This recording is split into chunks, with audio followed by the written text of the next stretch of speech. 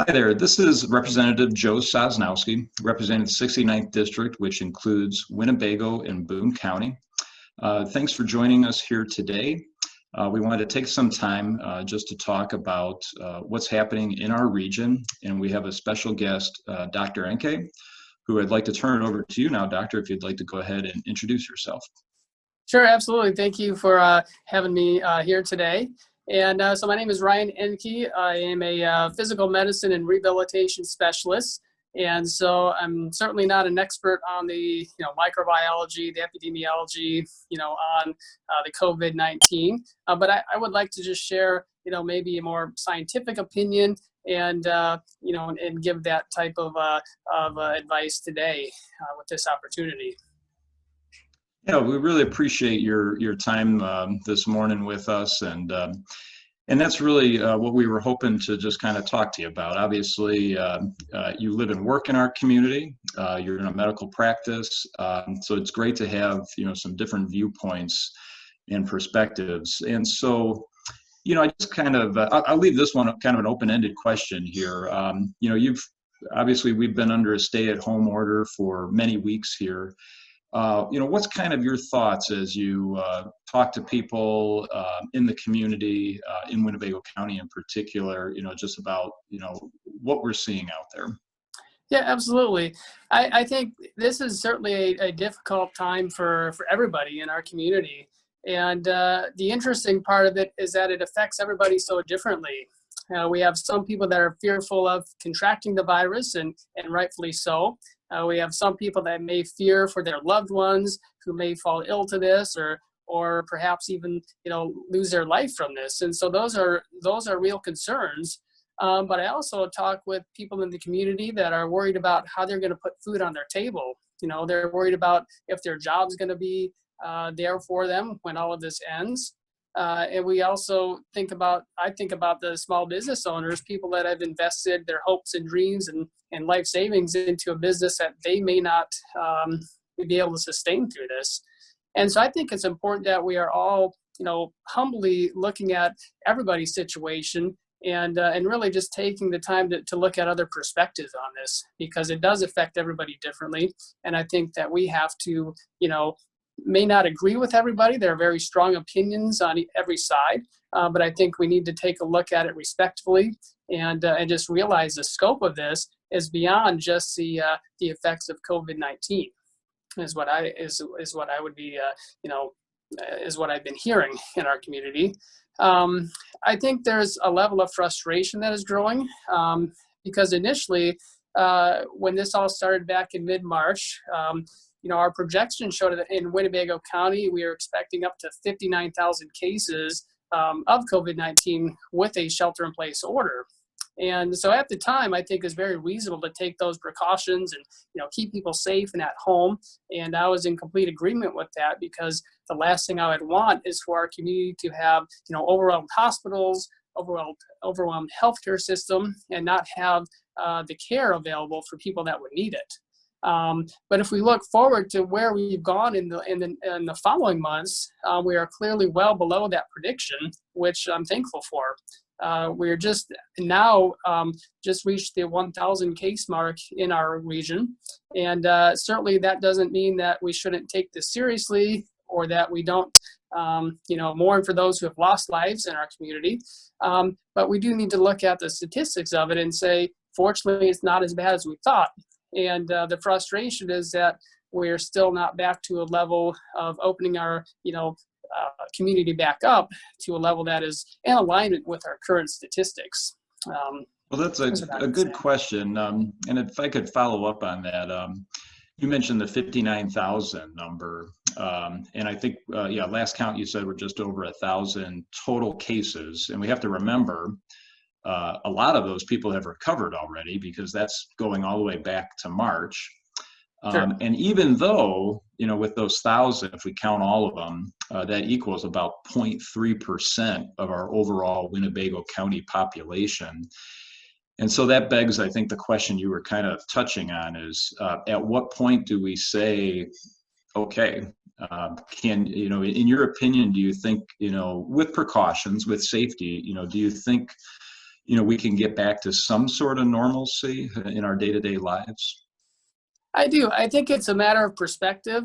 I think if we look at what we've been dealing with in the past 2 months is, we are bombarded with statistics in somewhat in a tunnel vision on COVID-19. If all we see are the cases and the deaths from COVID-19, it could be easy to believe that, that's really the only thing going on in our community, and there's, no other causes of death. But like you had mentioned, the percentage of our population that is even affected by this disease is less than 1%. And those who are severely affected is even much less than that. And so I think if we, publish the data for, people who die from heart disease or cancer, motor vehicle accidents, influenza on a regular basis, I think there would be some changes in how we approach those diseases and tragedies as well. And so, I think it's a matter of perspective. Yes, this is a very serious thing that we need to take precautions with, and we shouldn't, ignore it or pretend it doesn't exist. But we also need to take a look at the perspective. And, the number of cases is not, I think, as critical as, how many people are taking up hospital beds, how many people are receiving critical care for this disease. And fortunately, a majority of patients or people infected with this are not having those severe cases, and they don't need that critical care. Again, there are people that do need that, and we need to protect those people that are most vulnerable to it and afford them the best care possible.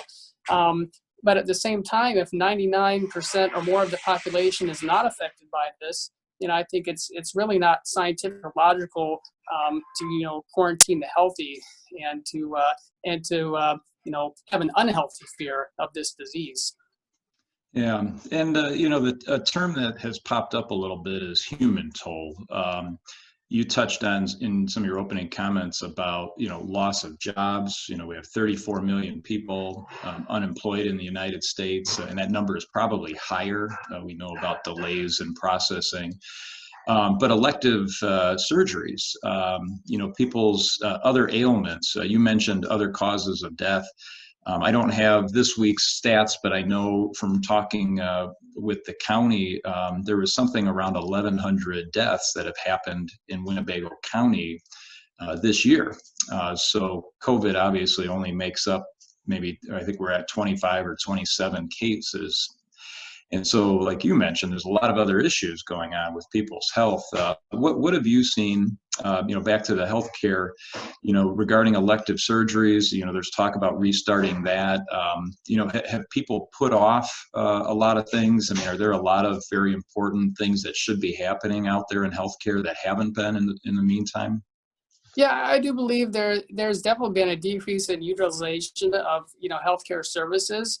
And I do believe there's a cost to that as well. If we think about how important preventative medicine is, people need to still get their screening colonoscopies for cancer, mammograms for screening, and just general care for chronic diseases such as diabetes, hypertension, heart disease. And from what I do in more of a musculoskeletal medicine practice, we desire to keep people active. And if people are being limited because of a shoulder or knee, a back injury, they're not able to do the things that they want to do. They're not able to exercise, and that can have some negative consequences, not only on a physical health standpoint, but from an emotional health standpoint. And so I think that we do need to take precautions. We need to screen for high-risk patients.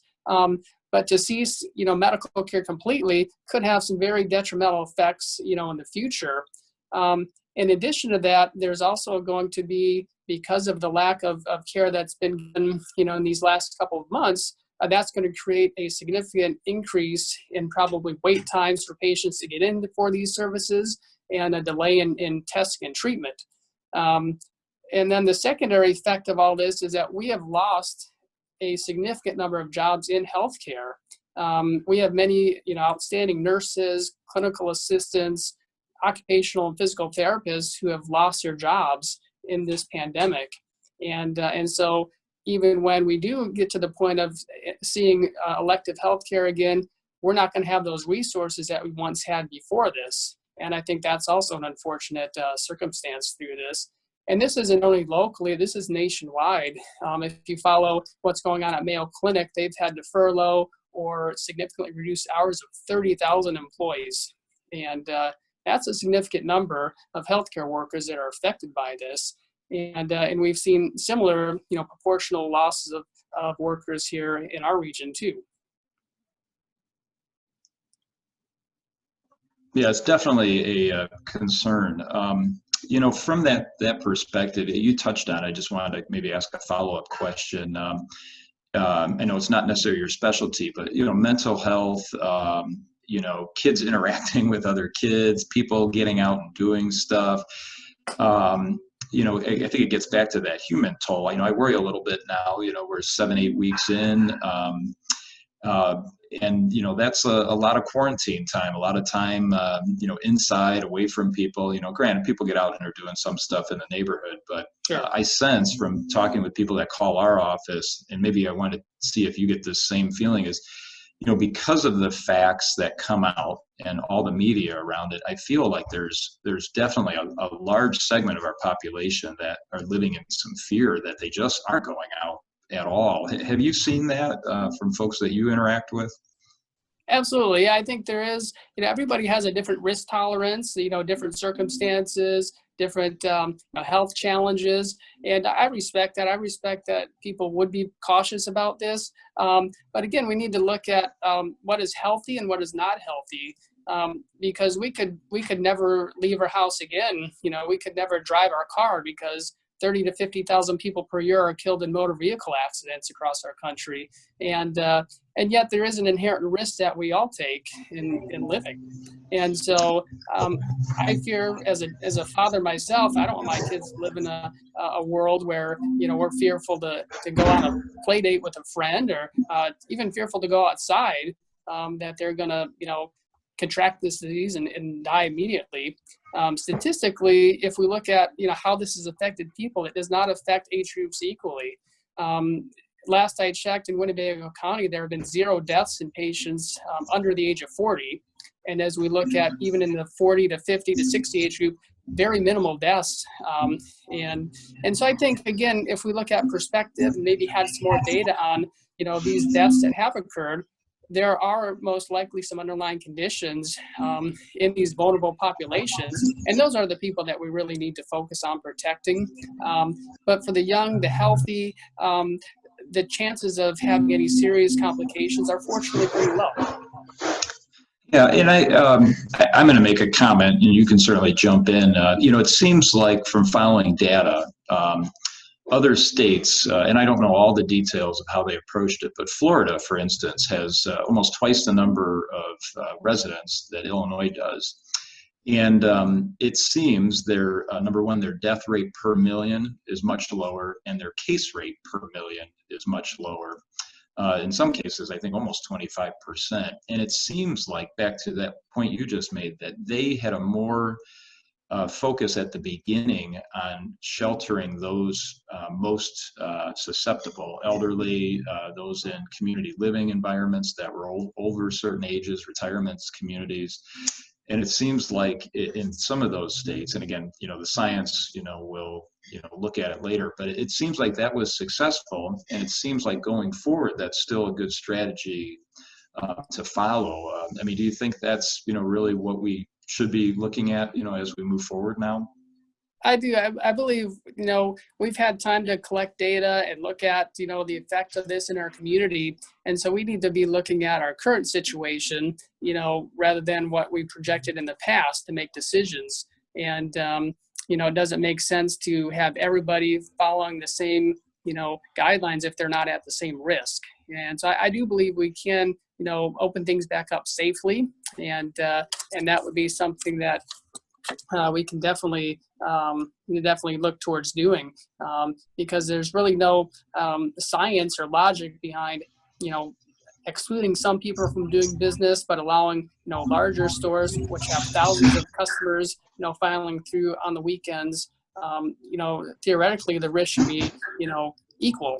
regardless of where you go. And so I don't think it makes sense any longer, to keep some people from their livelihoods while allowing others to continue with that.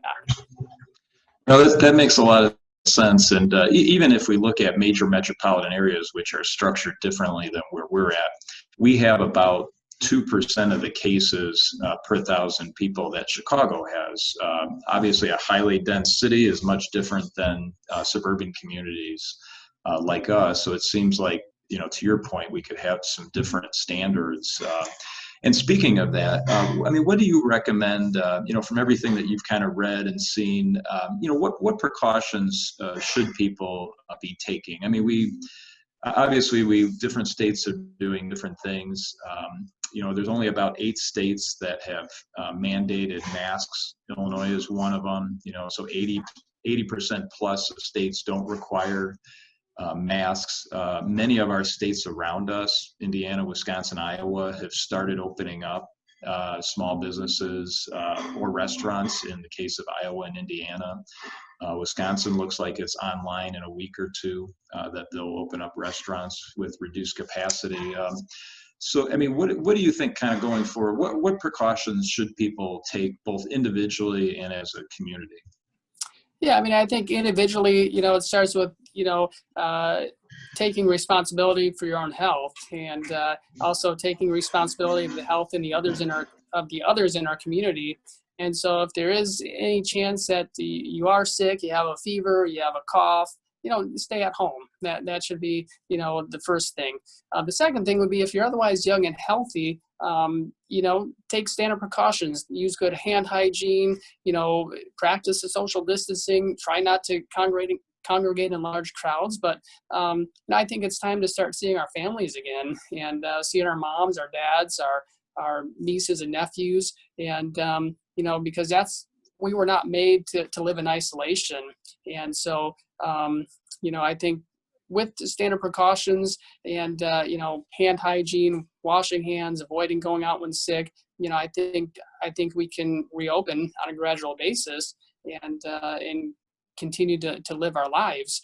As far as the masks go, that is a controversial subject, and I don't know if there is a right answer to that. Certainly in the beginning, masks were basically said to be useless, and we didn't use those. And now more recently, there's been obviously a pivot from that. And so that is confusing to the public. It's confusing to me. I don't know if there is any, conclusive evidence or research out there that says one way or the other if we should wear those or not. In my opinion, if it helps people to feel safe and to go about their business, I'm not against that. But that's still, I think, up for debate.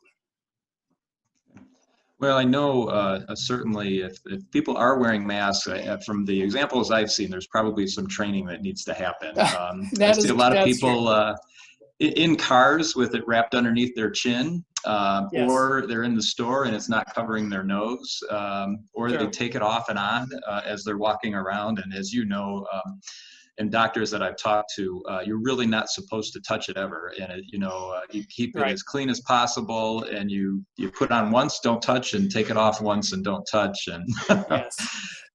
Yeah. it has That been is very definitely interesting. not happening. No, yeah. And there's quite a variety, though. I'm very impressed by the creativity of people out there. There has been some creative masks out there. That's for sure. That's for sure. Well, Dr. Enke, I wanted to thank you so much for your time. Again, this is Representative Joe Sosnowski. Thanks for joining us. And before we close off, Doctor, I just wanted to give you a final comment or two if you wanted to make any final things that we didn't touch on. Sure. Yeah, I think, in conclusion, I think what we need to look at is where our current data is leading us. We also need to look at, the risks and benefit to any approach. If we do reopen things gradually, there are risks that go along with that. But if we keep things closed for indefinite time periods, we're looking at, in some projections, 12 to 18 months, that could have some devastating effects that would far outweigh any, negative effects from the virus itself.